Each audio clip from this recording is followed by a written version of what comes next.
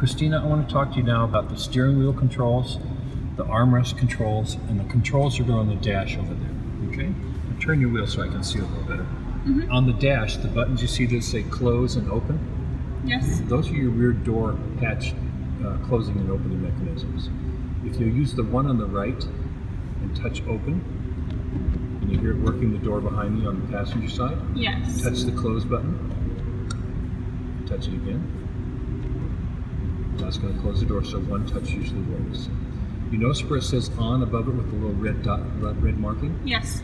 Touch the button and slide it left to red. That locks the electric controls on the switches back there, so if the kids are playing with the doors, you don't have to worry about them inadvertently opening the doors. Turn it back to on, if you would.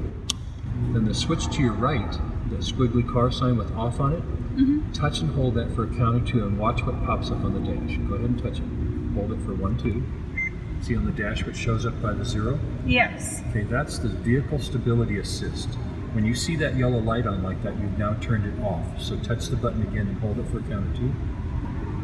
Now you've turned it back on. This is a system that covers for any side slip. Say you went onto a turn on an on-ramp and there are rocks and pebbles or slippery stuff, and the car was dancing to the side to the left.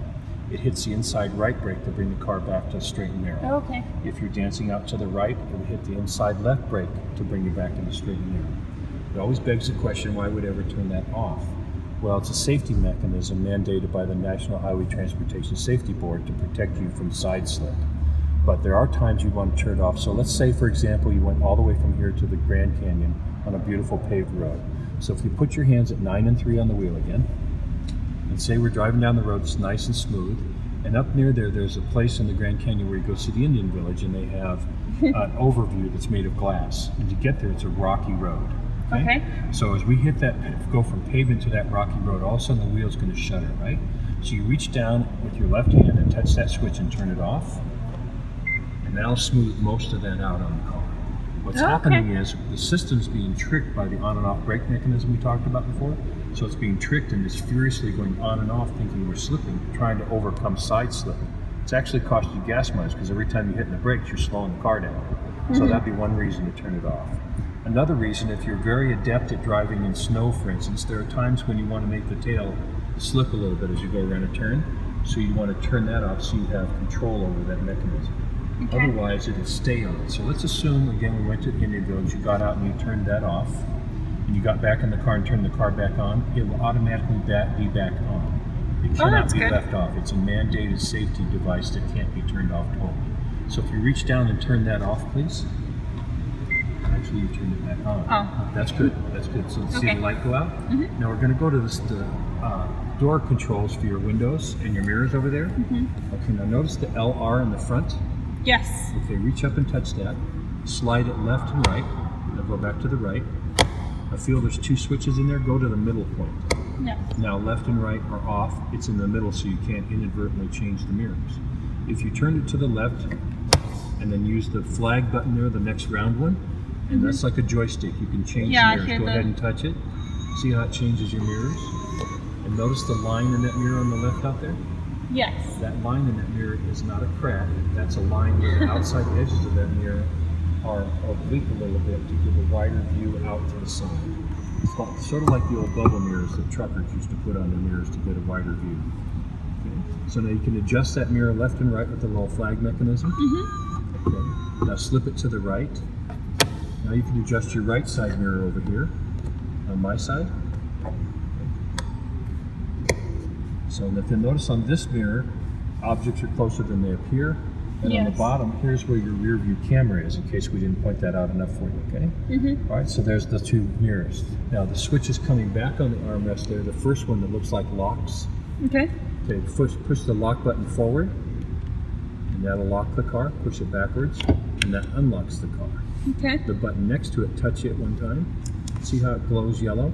That means that this mechanism is now on. What it does is lock out the window switches for the rest of the car.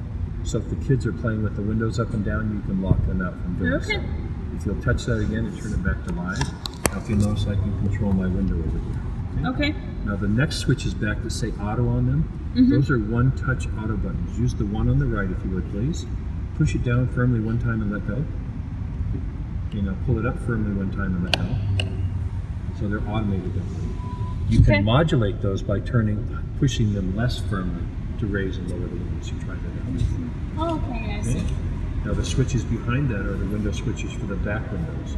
They're going to work just like a normal window. You either push them down and push them up. They're going to work like Okay. that. Now we're going to come up to the steering wheel controls next. So remember our 9 and 3 position, if you would, please. If Yes. you put your hands at 9 and 3 on the wheel, 9 and 3 there, down a little bit. No, on my clock 9 and 3 is here and there. Okay. So now these Clocks in positions Ukraine are different. The Ukraine, they're different? Okay. All I'm right. joking. Well, let's start with 12 and 6. Okay, let's get past that. So here, this would be your right wheel and tire, and notice where your thumbs drop into a little comfortable notch right Yes. there. And then this thumb could wave to the controls for cruise control. On the left side over there, your left hand, that can wave to the controls for volume, channel change, and mode. Okay. All right? And then if you'll slip your left hand down to the 8 o'clock position, your other left hand, that one there, take that down. There we go. Now reach out with your thumb and see the switches there? Yes. Feel the middle one. Feel the little dimples in the middle? Yes. Now once you locate those dimples in the middle, you'll know from left or right, either way from there in the dark of night, that you can find another switch. So the top one would be pick up the phone, the next one down would be hang up the phone, and the bottom would be make a voice command. The top one again, pick up the phone, notice it's a phone off the cradle. Yes. In the old days of my generation, that's what a phone looked like, and we picked it up to take a call, right? The one Okay. down below, see where it says phone on the cradle? That means you've hung up the phone, it's back on the cradle. Okay. All right, notice the little arrow, backwards arrow in there? Yes. That's your backup button, and you're going to see the same thing on the dash over here. So you can learn to drive the car in such a way that you can keep your hands on the wheel and do most everything. And the term for this is ergonomics. If you put your hands at 9 and 3 on the wheel, ergonomically you can do anything you want in the car within reach of your arm. You see how it stretches out? So you can get to all these things.